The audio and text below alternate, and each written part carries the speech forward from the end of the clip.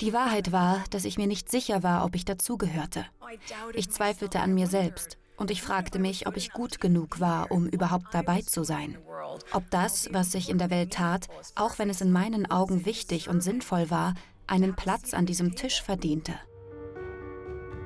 Harry und Meghan flohen aus der Königsfamilie, um eine zweite Chance auf das Privatleben zu bekommen, das sie immer wollten.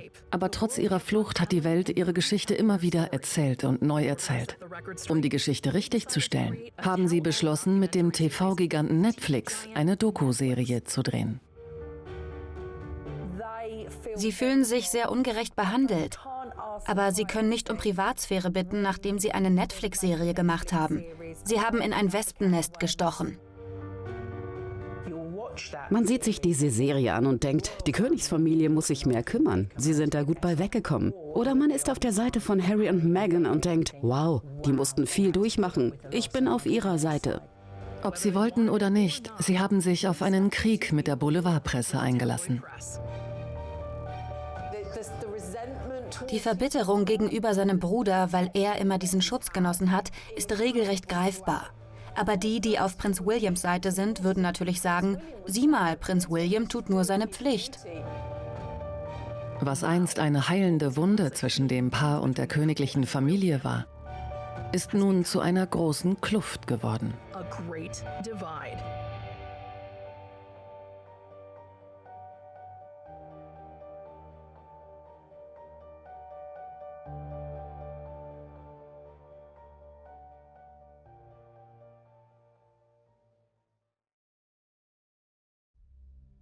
Am 8. Dezember wurde die Dokumentarserie Harry und Meghan veröffentlicht. Ich glaube, da ist so viel Enttäuschung und Verzweiflung über den Palast, dass das Paar das Bedürfnis hat, immer wieder darüber zu sprechen, wie unglücklich sie in ihrem royalen Leben waren. Und gleichzeitig wollen sie der Welt erzählen, warum sie gegangen sind. Man sieht sich diese Serie an und denkt, die Königsfamilie muss sich mehr kümmern. Sie sind da gut bei weggekommen. Oder man ist auf der Seite von Harry und Meghan und denkt, wow, die mussten viel durchmachen. Ich bin auf ihrer Seite. Sie wird ein royaler Rockstar. Und dann Hat sich alles verändert. Es gibt eine Hierarchie in der Familie. Dinge sickern durch und es werden Geschichten erfunden. es gab einen Krieg gegen Meghan, um der Agenda anderer Leute gerecht zu werden. Es geht um Hass, es geht um Rasse. Es ist ein schmutziges Spiel. Der Schmerz und das Leid der Frauen, die in diese Institution einheiraten, diese Fressorgie. Mir ist klar geworden, dass sie dich niemals beschützen werden. Ich war entsetzt. Ich wollte nicht, dass sich die Geschichte wiederholt.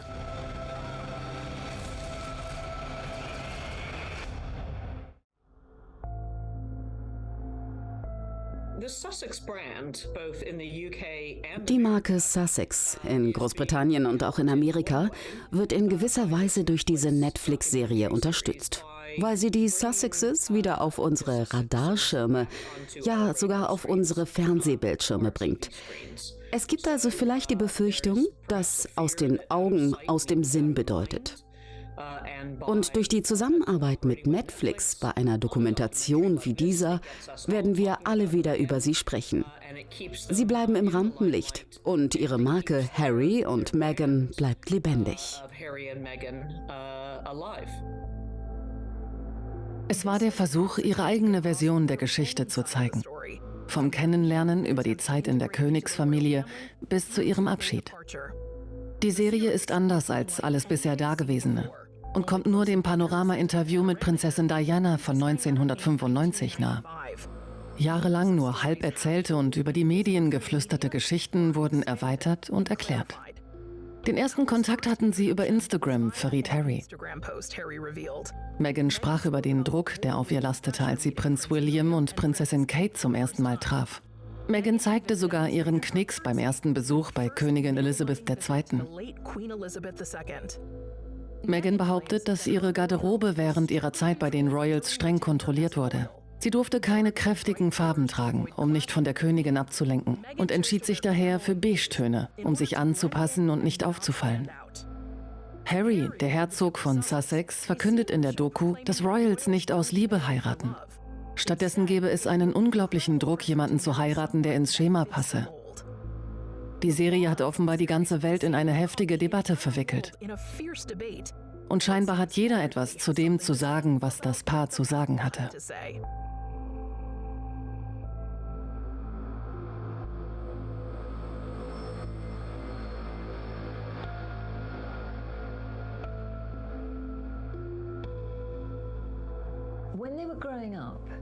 Als sie aufwuchsen, war die Beziehung von William und Harry unglaublich eng. Die beiden brauchten sich wirklich gegenseitig. Sie hatten ein unglückliches häusliches Umfeld. Zum Glück hatten sie Kindermädchen und so wurden sie von den Streitigkeiten zwischen ihren Eltern weitgehend ferngehalten. Aber trotzdem, Kinder bekommen viel mit. Sie sind sehr sensibel. Und es war auch ein Glück, dass sie auf ein Internat gingen, denn so waren sie weit weg von den vielen Gemeinheiten, die vor sich gingen.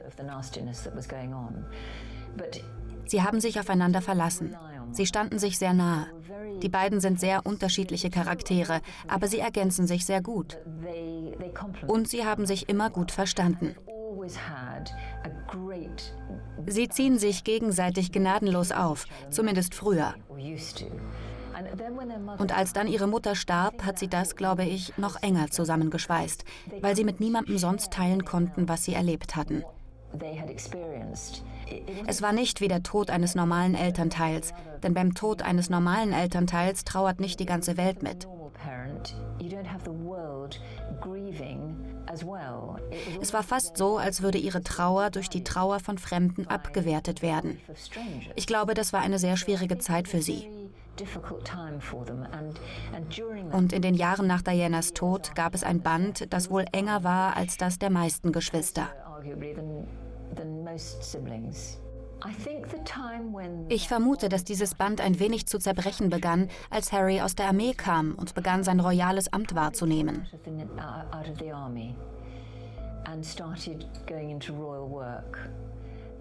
Ich glaube, dass der Raum für die beiden Brüder in ihrer karitativen Welt ziemlich klein war.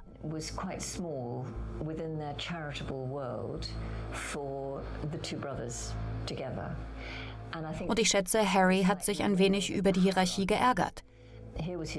Da war sein Bruder, sein Kumpel, der aber manchmal etwas aus der Reihe tanzte, weil er das ranghöchste Mitglied der Familie war. Da wird es ein oder zwei kleine Probleme gegeben haben.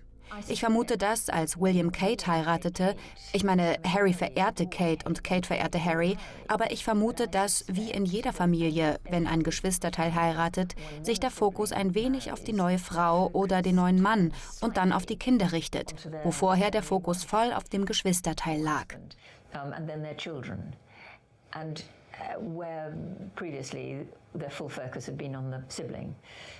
Da gab es vielleicht eine leichte Verstimmung. Aber Harry hat sich sehr gut mit ihnen verstanden, bis zu dem Zeitpunkt, als er Meghan kennenlernte.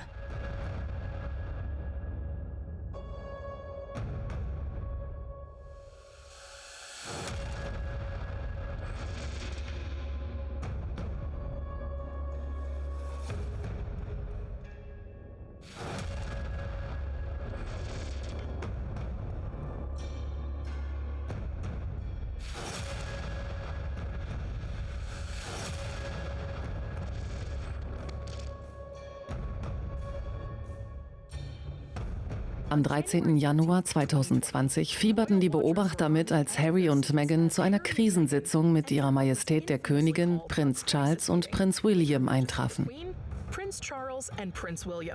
Dies war der Moment, in dem es um Deal or No Deal ging. Die Zukunft der königlichen Familie hing vom Ausgang dieses Gesprächs ab. Nach mehreren angespannten Stunden verkündete der Buckingham-Palast schweren Herzens, dass man sich darauf geeinigt habe, dass Harry und Meghan ihre royalen Pflichten hinter sich lassen und dass sie eine unabhängige Zukunft anstreben. Das ist das eigentliche Problem für die Königin und Prinz Charles. Sie müssen einerseits als Großmutter und als Vater damit umgehen und andererseits als Beschützer einer alten Dynastie.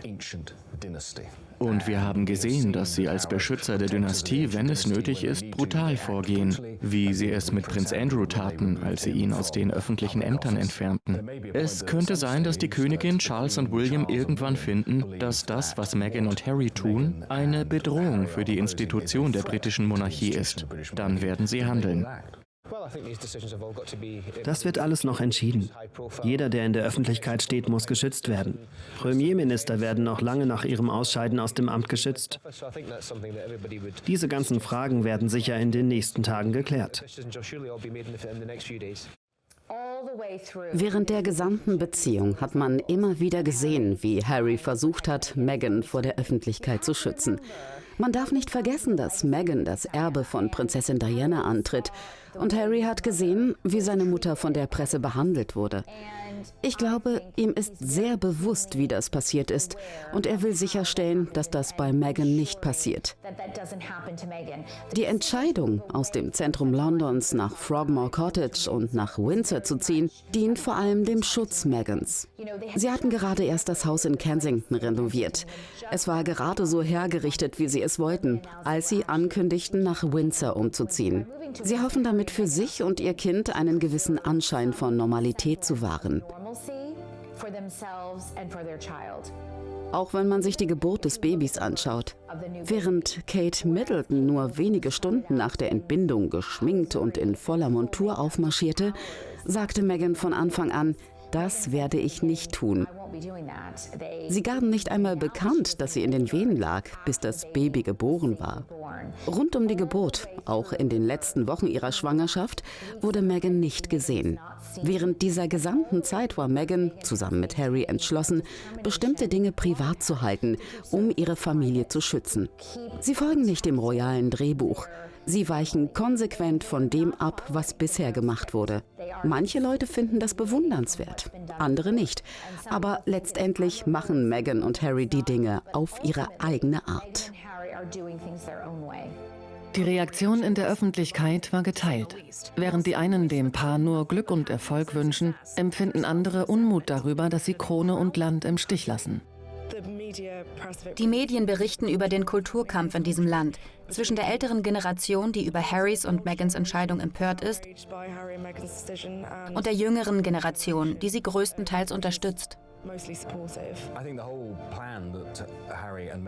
Ich finde den Plan von Harry und Meghan wirklich problematisch. Kritiker würden sagen, dass sie auf 2 Hochzeiten tanzen wollen. An einem Tag heißt es, sie vertreten die Königin auf einer Auslandsreise. Und an einem anderen Tag verdienen sie, sagen wir in Nordamerika, mit der Werbung für ein bestimmtes Produkt viel Geld. Das Risiko ist, dass diese beiden Dinge nicht miteinander vereinbar sind, dass ihr Streben nach Geld die Marke Windsor und das Haus Windsor befleckt. Es besteht kein Zweifel, dass die Reaktion innerhalb des Palastes ebenso gespalten war.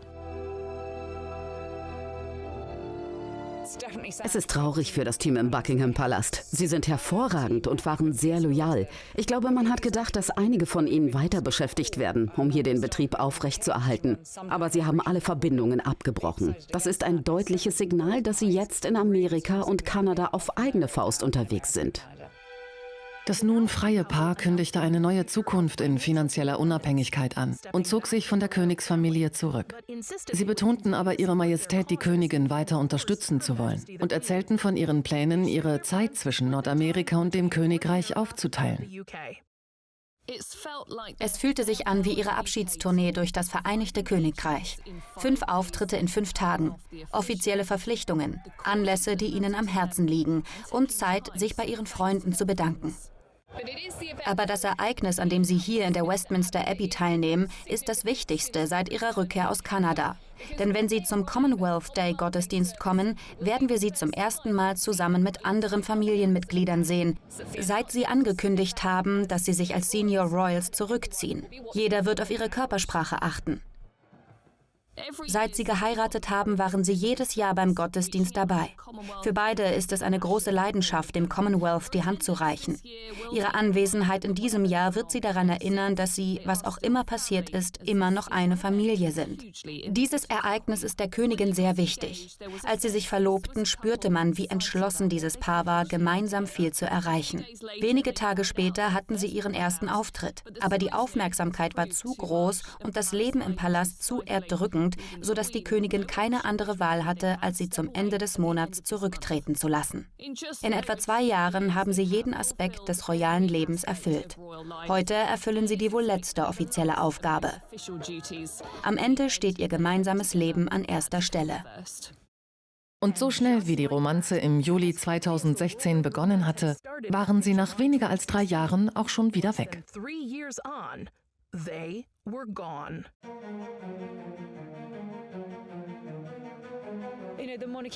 Die Monarchie ist in einer Phase des Aufruhrs und der Krise, denn das hat natürlich die Büchse der Pandora geöffnet. Da sind so viele offene Fragen. Die Zukunft der Monarchie, eine schlankere Monarchie, von der immer wieder die Rede ist. Wie wird das alles aussehen, wenn Meghan und Harry zurücktreten? Viele von euch haben mir heute gesagt, dass sie hinter mir stehen. Nun, ich will euch sagen, dass ich auch hinter euch stehe. Auf ihrer neuen Website haben der Herzog und die Herzogin ein Manifest veröffentlicht, wie sie in Zukunft mit den Medien umgehen wollen. Ein Teil davon war ein Angriff auf die britischen Medien und Königshauskorrespondenten, die das Monopol auf die Berichterstattung haben. Sie werfen ihnen vor, aus ihrem sehr öffentlichen Leben privaten Profit zu schlagen. Sie sprechen speziell über den Pressepool des Palastes, dessen Berichte über royale Ereignisse in der ganzen Welt verbreitet werden. Sie behaupten, sich von den Medien verfolgt zu fühlen.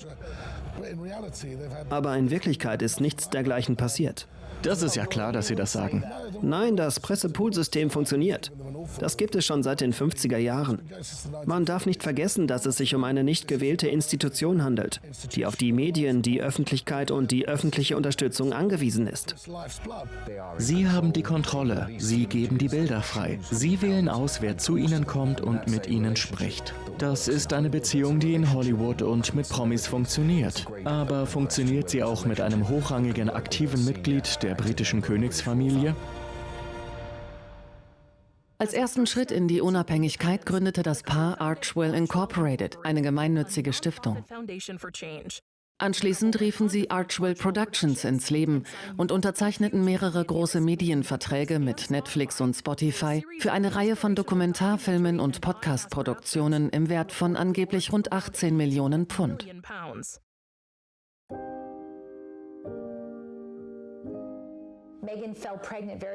Meghan wurde sehr schnell schwanger. Sie waren noch nicht so lange verheiratet. Allen Berichten und Gerüchten zufolge hatten sie gerade erst angefangen, es zu versuchen, und sie wurde schwanger. Nun war Meghan nicht mehr extrem jung. In Bezug auf eine Schwangerschaft ist 36 ein hohes Alter. Ich glaube, sie wollten nicht mehr warten. Sie wussten, dass sie eine Familie wollten. Und sie wussten nicht, wie lange es dauern würde. Aber es ging sehr schnell. Und ich glaube, sowohl Meghan als auch Harry waren überrascht, wie schnell es ging. Aber es ist umso mehr ein Segen. Meghan hat immer eine Hand auf dem Bauch. Auf jedem einzelnen Bild von ihr während der Schwangerschaft fasst sie ihren Bauch an. Manchmal sogar eine Hand oben und eine unter dem Bauch. Das machen viele Prominente auf roten Teppichen. Meghan Markle ist eine Berühmtheit, eine Schauspielerin. Sie kennt sich mit Blickwinkeln aus. Sie weiß, was ein gutes Bild ausmacht, wie etwas visuell gut rüberkommt. Sie ist klug und hat in ihrer Rolle eine sehr kluge Strategie angewandt. Es ist ja nichts falsch daran, das Wissen, das man in einem Bereich erworben hat, in einem anderen Bereich anzuwenden. Meghan Markle war eine der stilvollsten schwangeren Frauen, die wir je gesehen haben. Sie hat keine Umstandskleidung getragen. Sie nahm Designerkleidung, die ihren Bauch gut zur Geltung bringt. Meghan hatte eine sehr lange, schlanke und schöne Figur und sie konnte die ganze Zeit über Designerkleidung tragen. Sie sah während der gesamten Schwangerschaft umwerfend aus. Der einzige sichtbare Unterschied, abgesehen vom Bauch, war, dass ihr Gesicht vielleicht ein bisschen runder war. Die rosigen Wangen ließen sie noch jünger aussehen. Die Schwangerschaft stand ihr sehr gut. Und ich wäre überrascht, wenn dies das einzige Baby bleibt, das die beiden haben werden. Meghans Schwangerschaft wurde während ihrer ersten royalen Reise bekannt gegeben. Und dann gab's Ärger, weil das so kurz nach der Hochzeit von Prinzessin Eugenie war.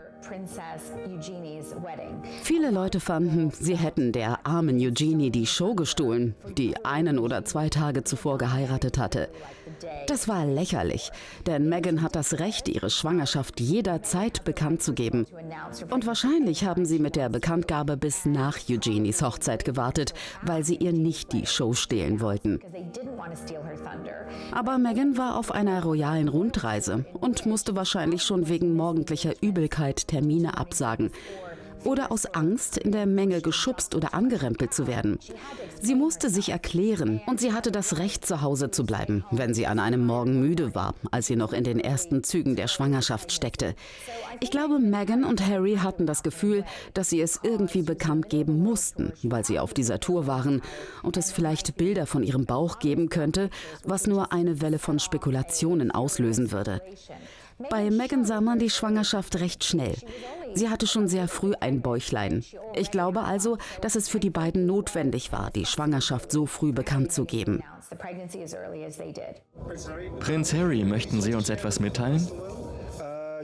Ja, ich freue mich sehr zu verkünden, dass Meghan und ich heute früh einen Jungen bekommen haben. Einen sehr gesunden Jungen. Mutter und Baby geht es unglaublich gut.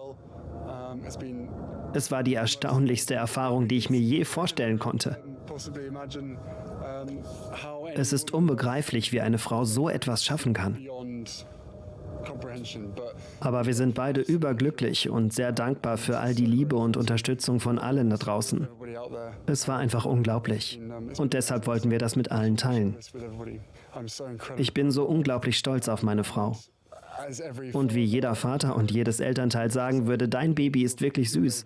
Aber unser kleines Ding ist einfach zum Sterben schön. Ich bin einfach überglücklich.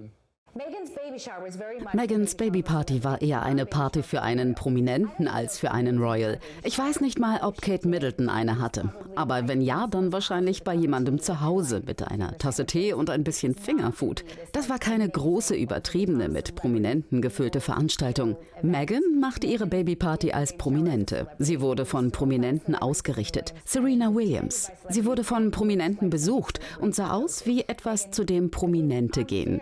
Meghan wurde zu Unrecht kritisiert. Denn wie viele Frauen sind wirklich in die Planung ihrer eigenen Babyparty involviert? Die Antwort ist 0. Meghan hatte wahrscheinlich nichts damit zu tun, wusste nichts davon, außer dass sie an diesem Tag in New York auftauchen sollte. Und Amal Clooney sagte, komm, ich nehme dich in meinem Jet mit.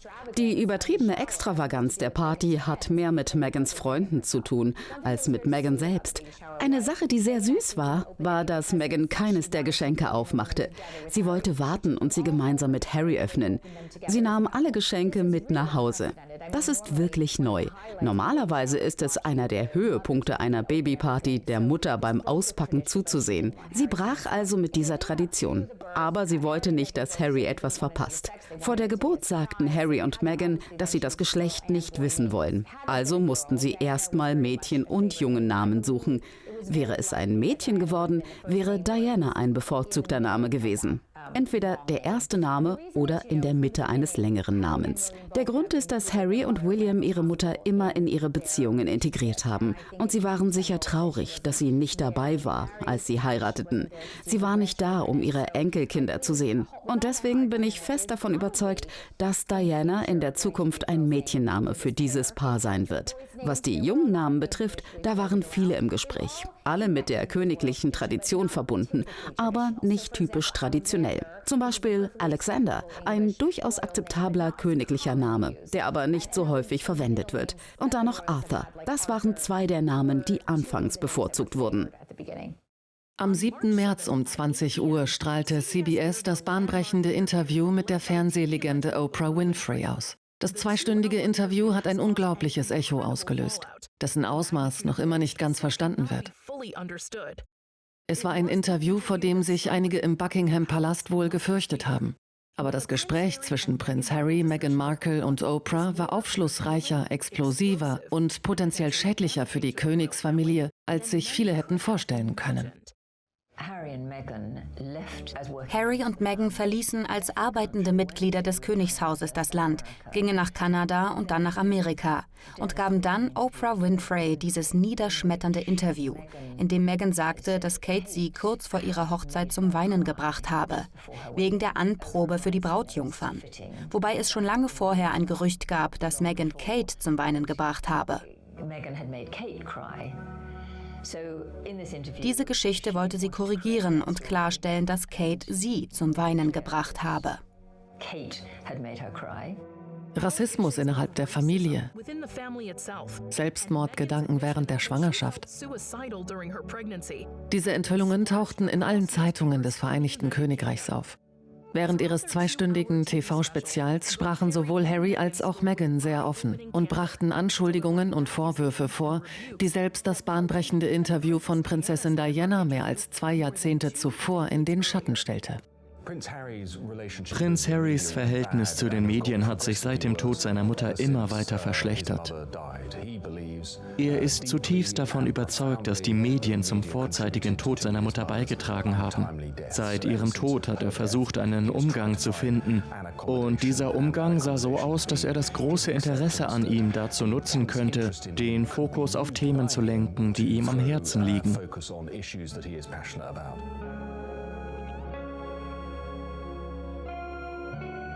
Meghan, können Sie uns sagen, wie es ist, Mutter zu werden und uns ein wenig über Baby Sussex zu erzählen, wie wir ihn nennen? Es ist magisch. Es ist ziemlich erstaunlich. Ich meine, ich habe die 2 besten Jungs der Welt, also bin ich wirklich glücklich.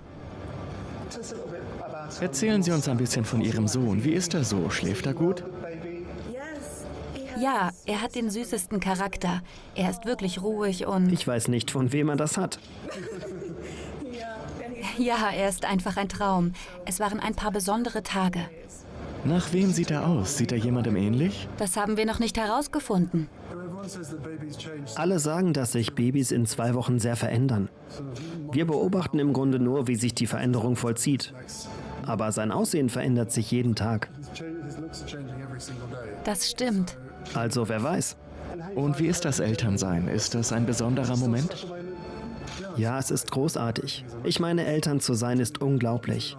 Es ist erst 2,5, 3 Tage her. Aber wir sind einfach so begeistert, dass wir unseren eigenen kleinen Wonneproppen haben und in der Lage sind, ein paar kostbare Stunden mit ihm zu verbringen, während er langsam größer wird. Und ich habe gehört, dass Sie gleich zu 2 besonderen Menschen gehen? Ja. Zur Königin und dem Herzog? Ja, und wir sind gerade dem Herzog begegnet, als wir hierher gegangen sind. Das war schön. Es wird ein schöner Moment sein, das Baby noch mehr Familienmitgliedern vorzustellen. Und meine Mutter ist auch bei uns. Also, los geht's. Vielen Dank. Ich danke Ihnen sehr.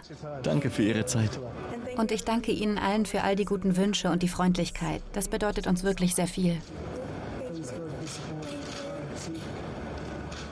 Hinter den hohen Mauern von Schloss Windsor waren weniger als 25 Gäste eingeladen, der jüngsten königlichen Taufe beizuwohnen. Die Eingeladenen wurden diskret in die winzige Privatkapelle geführt. Draußen jedoch drängten sich die Menschen auf den Straßen. Diejenigen, die hofften, einen Blick auf die Taufe werfen zu können, wurden jedoch enttäuscht. Wir zahlen für die königliche Familie, einschließlich Meghan und Harry. Und ich finde, dass sie uns ein wenig geben könnten. Eine Kleinigkeit. Ich finde, es sollte öffentlich sein. Das war es schon immer. Warum sollte man das ändern? Es ist ihre Entscheidung und ihre Familie. Er ist ja nicht der direkte Thronfolger. Und diese Beobachterin sagt, dass sich die Öffentlichkeit an den Wunsch des Paares nach Privatsphäre gewöhnen muss. Nun, Harry hat offenbar beschlossen, dass er seinem kleinen Jungen ein privates Leben gönnen möchte. Er sieht, dass er weit weg ist vom Thron und möchte mehr Privatsphäre genießen. Aber das könnte ein Problem sein. Denn egal, was man tut, er wächst in einem königlichen Goldfischglas auf. Er hat 2 der berühmtesten Eltern der Welt. Die heutige Taufe ist ein royales Ereignis ganz anderer Art. Wegen des Wunsches des Herzogs und der Herzogin von Sussex, ihren Sohn Archie außerhalb des Rampenlichts aufzuziehen. Und sie sind ein Paar, das entschlossen ist, die Dinge auf ihre eigene Art zu machen. Laut Harry hat die königliche Familie ihn um das erste Quartal 2020 herum finanziell völlig abgeschnitten, als sie beschlossen, unabhängig zu werden. Das habe dazu geführt, dass er sich Sorgen um seine Sicherheit und die Sicherheit seiner Familie machte. Er sagte, dass er jetzt von dem Erbe seiner Mutter lebe. Die komplizierteste aller Fragen, die durch den Rücktritt des Paares aufgeworfen werden, ist die Frage nach ihrem Schutz. Vor allem nach der Form und wer ihn gewähren und bezahlen wird. Prinz Charles ist bereit, das Paar und seinen Sohn weiterhin aus seinem eigenen Einkommen zu finanzieren. Aber nach dem Rücktritt können Harry und Meghan nun arbeiten. Es gibt noch viele Details zu klären. Aber Harry und Meghan werden bald in ein neues Leben und eine andere Art von Royalität eintreten. Es war ein schreckliches Interview, das der Monarchie und Großbritannien insgesamt sehr geschadet hat. Denn Meghan sprach davon, dass das Land rassistisch sei. Und es hat Harrys Beziehung zu seinem Vater und zu William sehr geschadet. Harry beschuldigte seinen Vater auch, ihm finanziell den Geldhahn zuzudrehen, was, wie wir jetzt wissen, nicht der Wahrheit entsprach. Wir wissen jetzt, dass mehrere Dinge, die in diesem Interview gesagt wurden, nicht stimmen.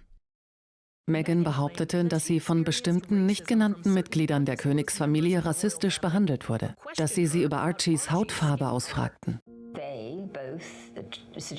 Beide behaupteten, dass jemand aus der Familie eine rassistische Bemerkung über die Hautfarbe des Babys gemacht habe. Und Harry sprach davon, dass William in einem Lebensstil gefangen sei, in dem er selbst auch gefangen gewesen war. Und er habe es nicht erkannt, dass er gefangen war, bis Meghan es ihm klar gemacht habe. Meghan hat über die Herausforderungen gesprochen, die es mit sich bringt, wenn man halb schwarz gemischt ist. Sie sagte, ich war nicht schwarz genug für die schwarzen Rollen und nicht weiß genug für die weißen Rollen. Und ihre Reise bestand zum Teil darin, die Stärke und Würde und Leidenschaft für diese Rolle zu finden und eine schöne, starke, halb schwarze Frau zu sein. Meghan ist dabei, die Leute umzuerziehen. Noch nie gab es ein ethnisch gemischtes königliches Baby. Das ist eine unglaubliche Sache. Ich war dabei, als Meghan und Harry geheiratet haben. Ich war in Windsor und ich erinnere mich, dass dort viele schwarze Frauen mit ihren kleinen Töchtern waren, die diesen besonderen Tag feierten. Die Leute können sich gar nicht vorstellen, was für eine große Sache das ist, dass es eine halb schwarze Prinzessin gibt. Denn so etwas gab es bisher noch nicht. Und ich glaube, dass Meghan allein dadurch, dass sie so ist, wie sie ist, die Menschen inspiriert, junge Mädchen und Frauen inspiriert. Und das ist eine schöne Sache. Die Königsfamilie kann nicht überleben, wenn sie sich nicht weiterentwickelt und die Welt als Ganzes widerspiegelt. Und das tut sie sicher nicht, wenn sie ganz weiß ist. Meghan repräsentiert das also allein aufgrund der Tatsache, dass sie erfolgreich, schön, klug, talentiert und halb schwarz ist. Das ist großartig für die Königsfamilie und für alle anderen. Bei Oprah stellte das Paar klar, dass es nicht die Königin oder Prinz Philipp waren, die diese Bemerkungen machten. Wie auch immer, der Palast veröffentlichte eine Erklärung, in der er sich zu dem angeblichen Rassismus äußerte. Darin hieß es, die Erinnerungen können variieren, aber die Angelegenheit wird unter 4 Augen besprochen. Die große königliche Hochzeit, die 40 Millionen Pfund gekostet hat, stellte sich als eine Inszenierung heraus. Das Paar sagt, es habe bereits 3 Tage vor dem großen Ereignis den Bund fürs Leben geschlossen, in einer geheimen Zeremonie im Garten. Am beunruhigendsten waren vielleicht Meghans Behauptungen, dass sie aufgrund der intensiven Beobachtung durch die Boulevardpresse und der Isolation im Palast Selbstmordgedanken hatte. Ein royales Paar zu werden, heiße, viele persönliche Annehmlichkeiten und Unabhängigkeit aufzugeben. Meghan sagte auch, es sei herablassend, dass der Palast sich weigerte, falsche Aussagen über sie zu korrigieren. Es gab Gerüchte, dass Meghan einige der Mitarbeiter schikanierte. Ihre Arbeitsweise war nicht so, wie sie es gewohnt waren. Ob es nun daran lag, dass sie Amerikanerin war oder daran, dass sie ein Filmstar war, der die Leute anders behandelte. Es war nicht das, was in der Vergangenheit in diesem königlichen Haushalt passiert war. Und ich glaube, William wurde sehr wütend, als er hörte, dass einige Mitarbeiter den Tränen nahe waren oder ihr Arbeitsleben nicht genossen. Und er konfrontierte Harry damit und erzählte ihm, was vor sich ging. Und Harry, glaube ich, hat Meghan beschützt. Ich glaube, hier liegt der Keim für die ganze Sache, für das Zerbrechen dieses Bandes, das so eng gewesen war. Dann verließen Harry und Meghan als arbeitende Mitglieder der Familie das Land, gingen nach Kanada und dann nach Amerika und gaben dann Oprah Winfrey dieses niederschmetternde Interview, in dem Meghan sagte, dass Kate sie kurz vor ihrer Hochzeit zum Weinen gebracht habe, wegen der Anprobe für die Brautjungfern. Wobei es schon lange vorher ein Gerücht gab, dass Meghan Kate zum Weinen gebracht habe. Diese Geschichte wollte sie korrigieren und klarstellen, dass Kate sie zum Weinen gebracht habe. Beide behaupteten, dass jemand aus der Familie eine rassistische Bemerkung über die Hautfarbe des Babys gemacht habe. Und Harry sprach davon, dass William in einem Lebensstil gefangen sei, in dem er selbst auch gefangen gewesen war. Und er habe nicht erkannt, dass er gefangen war, bis Meghan es ihm klargemacht habe. Es war ein schreckliches Interview, das der Monarchie und Großbritannien insgesamt sehr geschadet hat.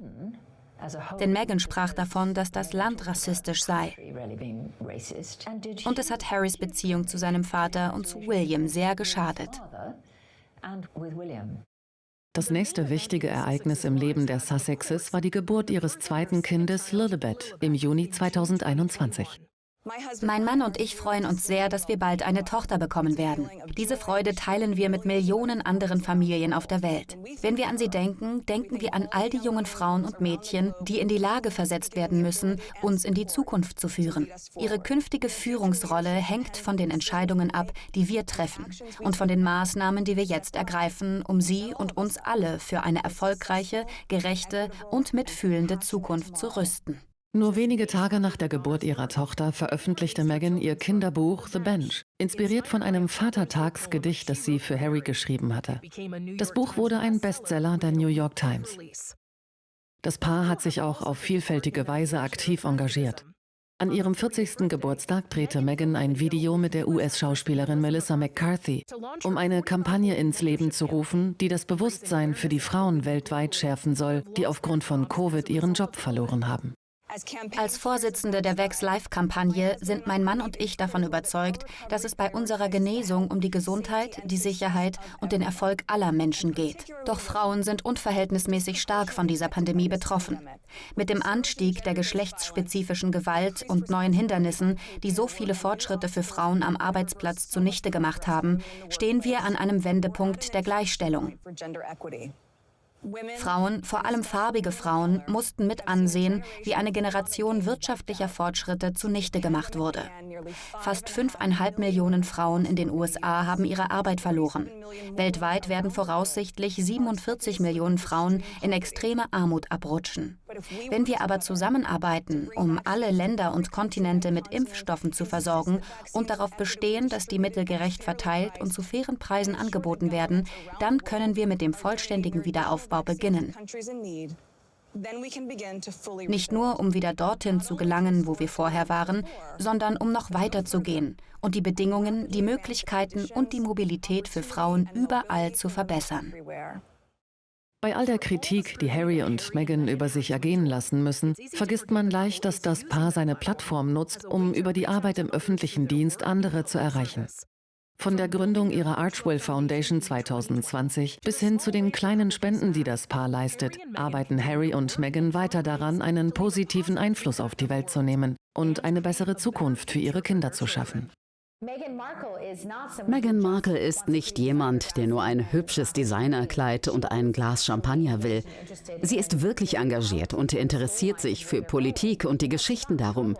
Sie bekam sogar Ärger, als sie in Irland jemanden traf, der im Parlament saß und ihm gratulierte, weil ein Gesetz abgeschmettert worden war, das Abtreibungen verboten hätte. Sie fand das großartig. Und dann bekam sie Ärger, weil der irische Politiker twitterte: Ich hatte ein tolles Gespräch mit Meghan und sie hat uns zur Ablehnung dieser Initiative gratuliert. Und alle sagten, du kannst doch keine Partei ergreifen, Meghan. Ich glaube, eine der schwierigsten Dinge bei dieser ganzen Erfahrung für Meghan ist die königliche Tradition, keine politischen Neigungen zu zeigen oder Meinungen zu haben. Das ist etwas, mit dem Meghan Markle immer zu kämpfen hatte und auch weiterhin zu kämpfen haben wird.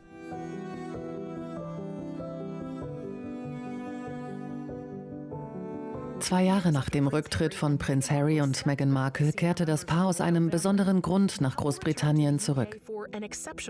Sie statteten der Königin einen unauffälligen Besuch ab, bevor sie an den Invictus Games 2022 in den Niederlanden teilnahmen.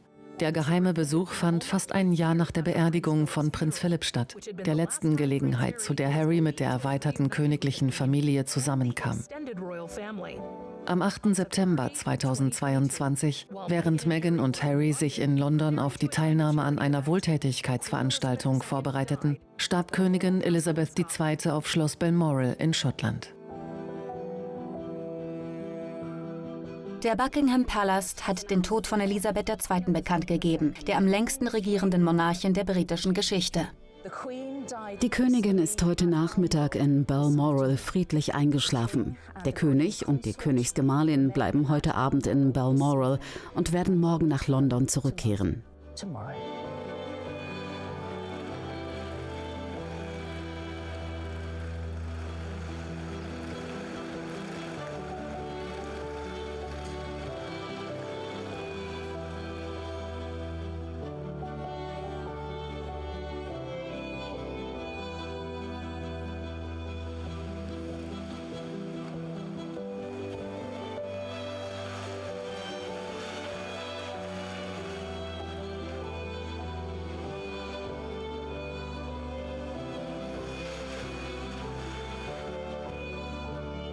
Am 10. September 2022 waren der neue Prinz und die neue Prinzessin von Wales, William und Catherine, zusammen mit dem Herzog und der Herzogin von Sussex in Windsor, um sich die Ehrungen für die Königin anzusehen und sich mit der Menge zu unterhalten. Die Reaktionen waren gemischt.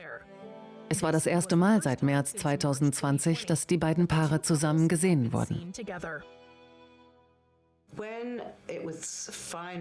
Als bekannt gegeben wurde, dass die Königin gestorben war, gab es eine außergewöhnliche Welle der Trauer im Land. Denn die meisten Briten hatten noch nie einen anderen Monarchen erlebt.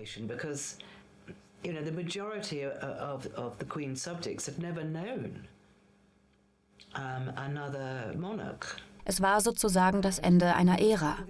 Es war nicht nur ihr Tod, es war das Ende einer Ära. Es war das Ende des elisabethanischen Zeitalters, wie wir es kennen. Und das war alles so dramatisch und so schön inszeniert, dass es noch ergreifender war. Die Soldaten, die wunderbare Musik,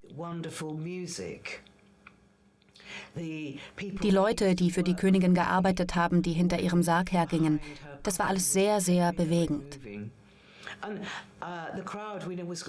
Und die Menge, das wissen wir, weinte. Oder sie jubelte. Oder sie war einfach still. Ganz still. Man konnte eine Stecknadel fallen hören. Ich erinnere mich an den Tag von Dianas Tod und an den Tag ihrer Beerdigung. Da konnte man tatsächlich nur die Vögel hören. Man konnte nichts anderes hören. Kein Geräusch von der Menge. Das war wirklich ergreifend.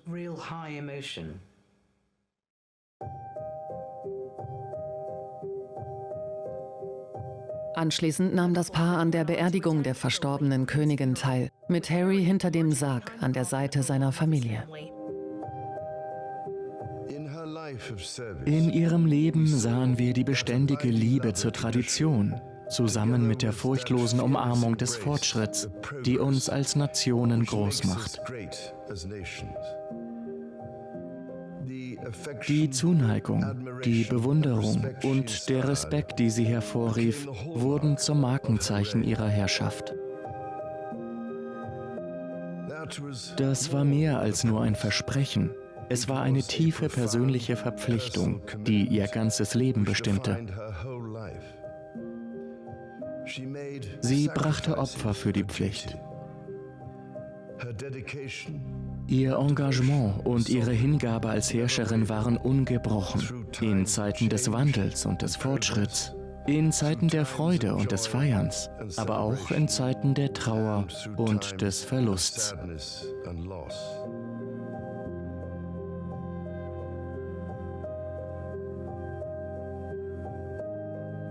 Es scheint, als ob Harry und Meghan trotz ihres Versuchs, den Medien zu entkommen und ein neues Leben in Los Angeles zu beginnen, von diesem Sturm eingeholt wurden. Wieder einmal sind sie auf allen Titelseiten und in aller Munde.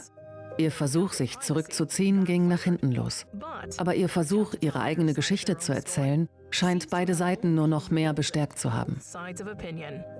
Die Versöhnung, die sich zwischen Harry und seiner Familie abzuzeichnen begann, scheint nun unmöglich. Der Riss, der die königliche Familie und die ehemaligen Royals trennte, ist nun zu einer großen Kluft geworden.